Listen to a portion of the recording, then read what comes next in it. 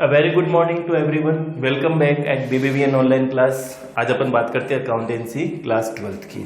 In our previous class अपन ने discuss किया था, तब अपन ने ये डिस्कस कर लिया था कि जो change in profit sharing ratio के जो चैप्टर्स के अंदर अपन ने गेनिंग रेशियो और सेक्रीफाइसिंग रेशियो की बात कर ली थी।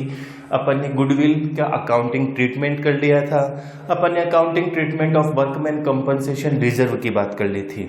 तो अपन ने उस चैप्टर में से जो अपने स्टेप्स थे, सबसे पहले अपन ने calculation of gaining and sacrificing ratio की बात कर ली, अकाउंटिंग ट्रीटमेंट ऑफ गुडविल की बात कर ली थी, accounting treatment of workman compensation की बात कर ली थी। आज की अपनी इस क्लास में अपन डिस्कस करते हैं accounting treatment of and accounting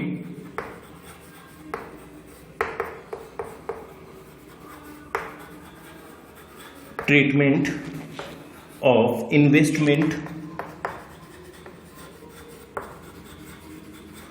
fluctuation reserve account।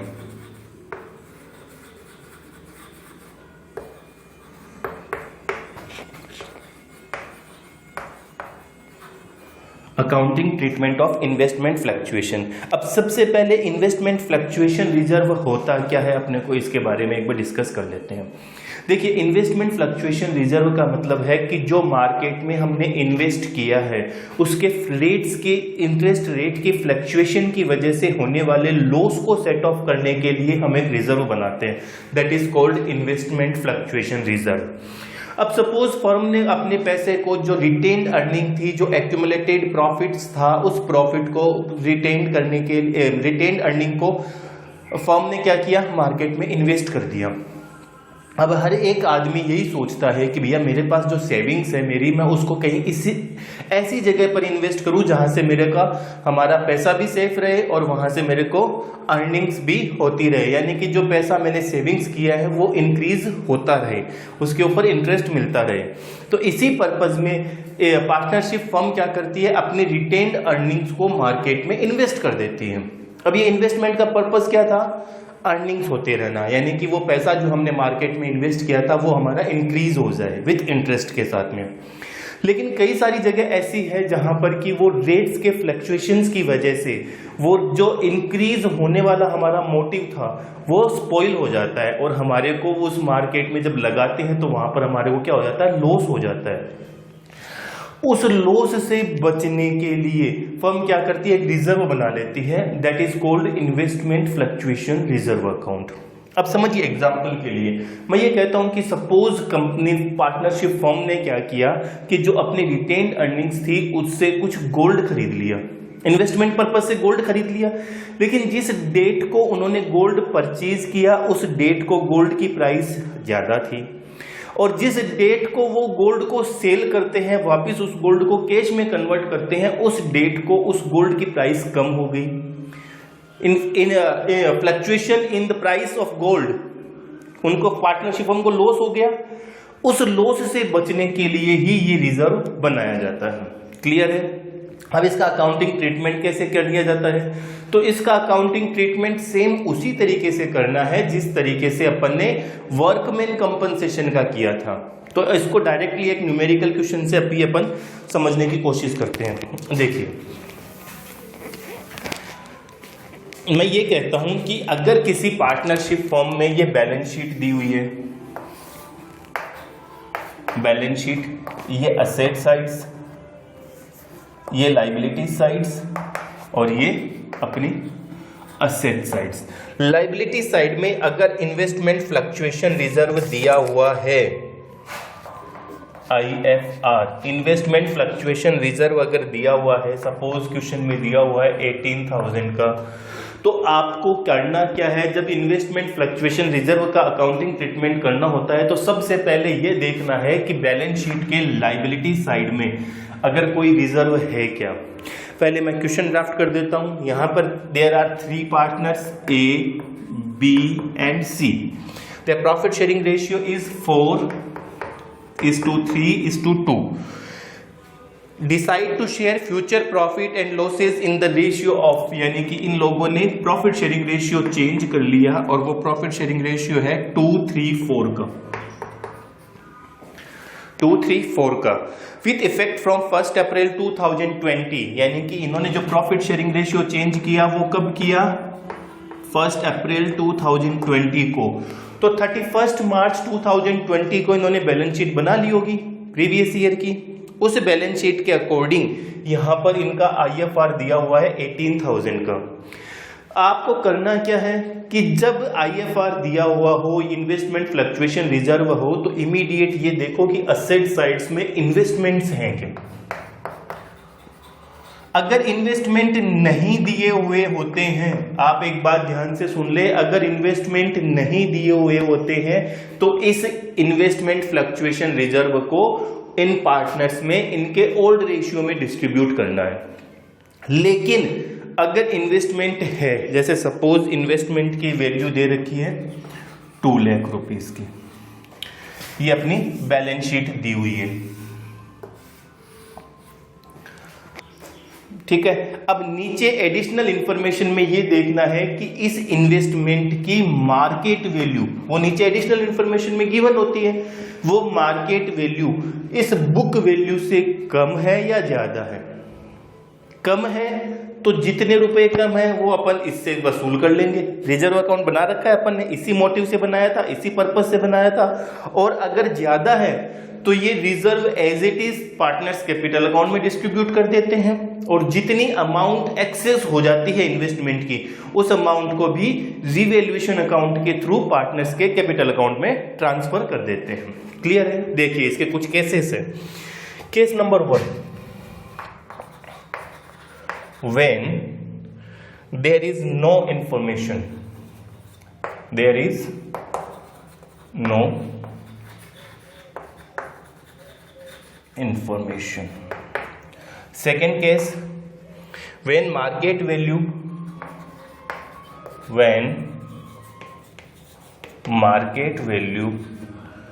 of investment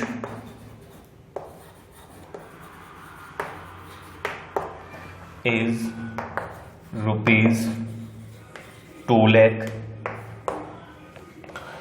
third case दिया हुआ है when market value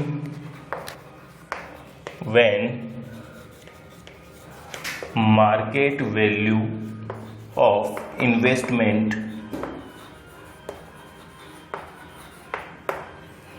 is rupees 1,91,000.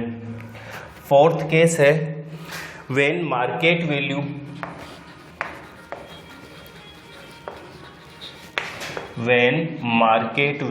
of investment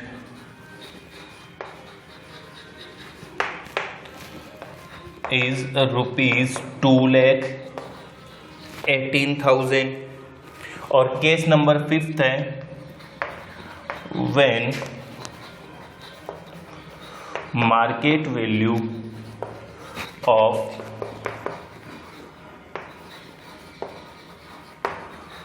investment is rupees 1,73,000.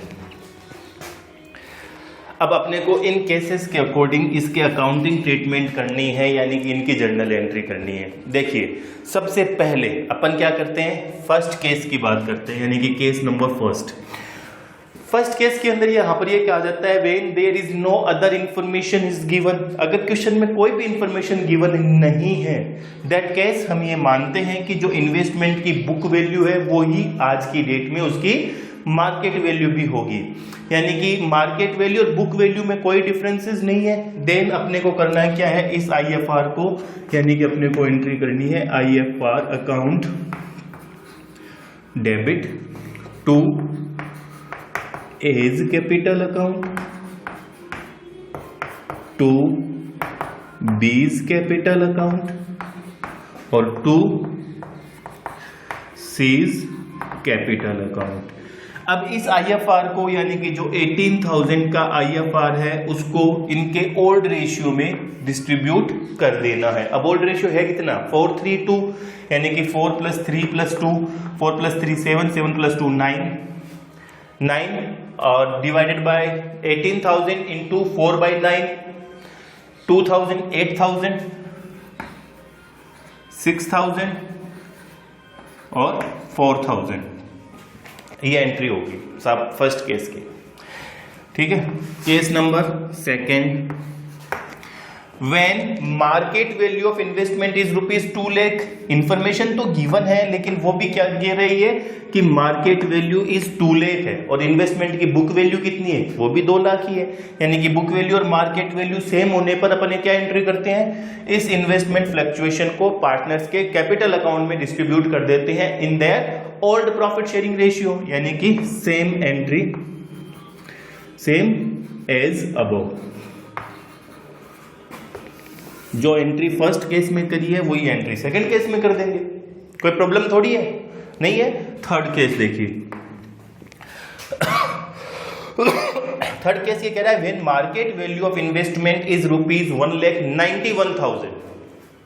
अब यहां पर मार्केट वैल्यू कम हो गई, कितनी, 9000, यानी कि अपने को करना क्या है, investment fluctuation reserve account debit 18,000 to कितने रुपए की वैल्यू कम हो गई, 9000। वो 9000 अपन किससे ले लेंगे, IFR जो अपन ने बना रखा है उसमें से, यानी कि टू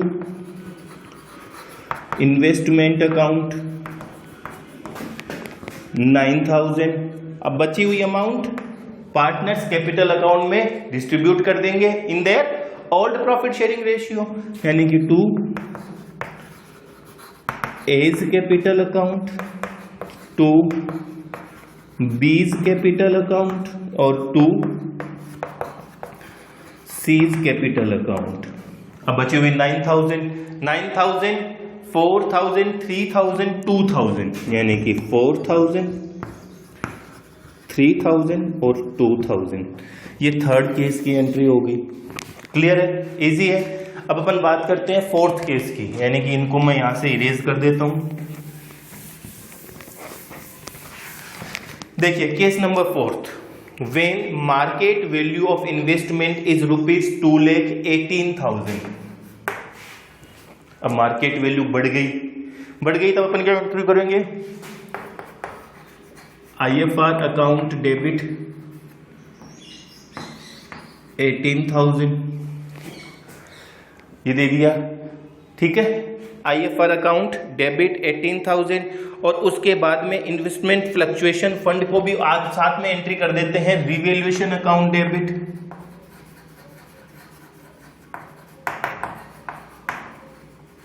9,000। कितने रुपए से बढ़ गई, 18,000 से, 18,000 to A's capital account debit, B's capital account to C's capital account. Compound entry कर रहे हैं अपन, क्या कर रहे हैं, कंपाउंड एंट्री कर रहे हैं। अब देखिए इस 36,000 रुपीज को अपने को डिस्ट्रीब्यूट करना है, डिस्ट्रीब्यूट करना है कितने में, 432 यानी कि 9 में। एज कैपिटल अकाउंट डेबिट 16,000, 12,000 और 8,000 एंट्री होगी। लेकिन अगर इसको और बाइफ्रिकेट करें, ये तो कंपाउंड एंट्री कर दी, तो सबसे पहले यहां पर इन्वेस्टमेंट की वैल्यू इंक्रीज हुई है, यानी कि बच्चे ये IFR सीधा का सीधा अपन क्या करते हैं, पार्टनर्स कैपिटल अकाउंट में डिस्ट्रीब्यूट कर देते हैं, to A's capital account, to B's capital account और टू सीज कैपिटल अकाउंट। ये 18,000, ये 8,000, 6,000 और 4,000। सेकेंड एंट्री इसी की, इन्वेस्टमेंट फ्लक्चुएशन फंड में इंक्रीज हुआ है, यानी कि इन्वेस्टमेंट की वैल्यू इंक्रीज हुई है, तो अपन एंट्री क्या करेंगे, investment account debit to revaluation account 18,000 से, और थर्ड एंट्री कर देंगे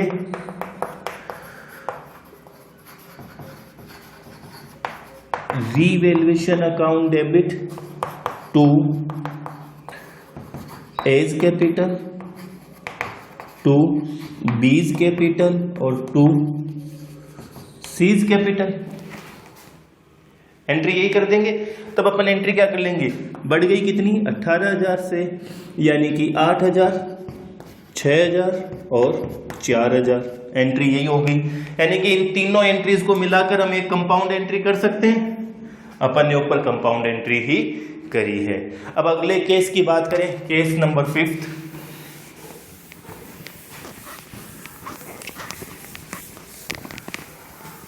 देखिए 5th केस के according, when market value of investment is ₹1,73,000, यानी कि अब अपने को वापस एंट्री करनी है 5th केस में।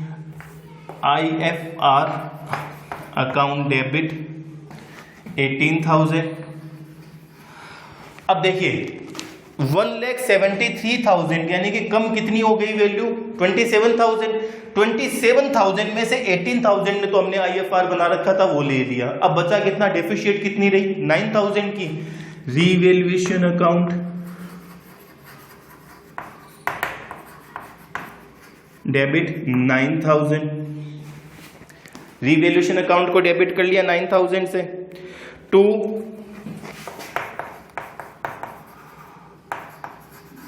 इन्वेस्टमेंट अकाउंट 27,000 से। हो गई कि नहीं हो गई, यानी कि इन्वेस्टमेंट की वैल्यू वापस 2 लाख पे आ गई अपनी।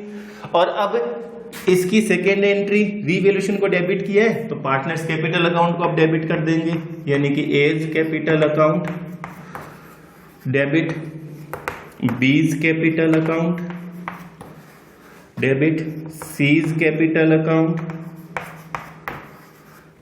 To revaluation account. अब रीवैल्यूएशन अकाउंट कितने से क्रेडिट डेबिट था, 9,000 से। 9,000 से रीवैल्यूएशन अकाउंट को क्रेडिट कर दिया तो इसकी एंट्री हो गई, ए की कैपिटल डेबिट हो गई 4,000, बी की कैपिटल डेबिट हो गई 3,000, सी की कैपिटल डेबिट हो गई 2,000। हो गया अकाउंटिंग ट्रीटमेंट। क्लियर है, इजी भी है। अब आपको करना क्या है, आपको इसी तरीके से इनके न्यूमेरिकल क्वेश्चंस की प्रैक्टिस करनी है, जर्नल एंट्रीज की प्रैक्टिस करनी है, इन्वेस्टमेंट फ्लक्चुएशन रिजर्व अकाउंट की और वर्कमैन कंपनसेशन रिजर्व अकाउंट की। आपको बार बार न्यूमेरिकल क्वेश्चन को सॉल्व करते हुए प्रैक्टिस करनी है। अपन अपनी अगली ऑनलाइन क्लास में मिलते हैं अगले टॉपिक के साथ में। Thank you.